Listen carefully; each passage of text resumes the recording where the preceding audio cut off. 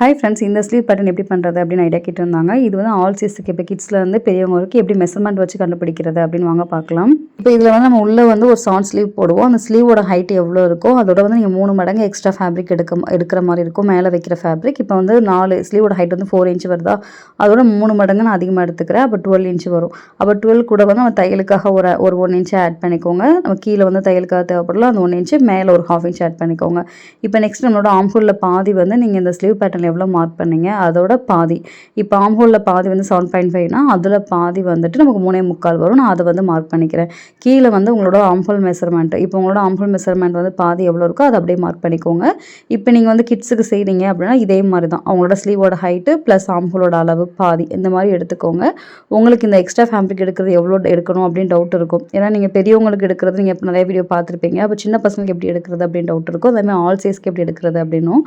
இப்போ நான் வந்து கீழ் பக்கம் மட்டும் இந்த மாதிரி ஒரு லேஸ் தச்சுக்கிறேன். அது வந்து உங்களோட விருப்பம் தான். அது இல்லாமல் கூட நீங்கள் பண்ணலாம். இப்போ அந்த 2 சைடு எண்டையும் நம்ம வந்து ஃப்ளீட் வச்சு சுருக்கிக்கிறோம். இப்போ ஃப்ளீட் வச்சு சுருக்கினதுக்கப்புறம் நம்ம ஏற்கனவே ஸ்லீவ் ரெடி பண்ணி வச்சிருந்தோம்ல, அது வந்து 2 இன்ச் மார்க் பண்ணிக்கோங்க. தையலுக்கு போக ரிமைனிங் இருக்குல்ல, அதில் வந்து 2 இன்ச் மார்க் பண்ணிவிட்டு இப்போ நம்ம ஃப்ளீட் வச்சதை வந்து கரெக்டாக வச்சுக்கோங்க. வச்சுட்டு நான் தைக்க ஸ்டார்ட் பண்ணுறேன்.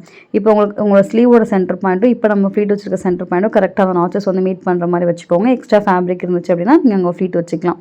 இப்போ நான் வந்து எனக்கு கரெக்டாக இருக்க மாதிரி வச்சுட்டு ஒரு 2 ஃப்ளீட் வந்து வச்சுக்கிறேன். இப்போ நம்ம மார்க் பண்ண இடமும் கரெக்டாக வந்துருச்சு. இப்போ இந்த மாதிரி நம்ம 2 பக்கமும் ஃப்ளீட் வச்சு எடுத்துட்டோம் அப்படின்னா இந்த பேட்டர்ன் ஸ்லீவ் வந்து ரெடி ஆயிடும். இப்போ இந்த ஸ்லீவ் வந்து எப்படி மெஷர்மெண்ட் வச்சு பண்ணுறது, கிட்ஸுக்கும் பெரியவங்களுக்கும் ஆல் சைஸ்க்கு எப்படி பண்ணுறது அப்படின்னு பார்த்தோம். கண்டிப்பாக நீங்களும் ட்ரை பண்ணி பாருங்கள்.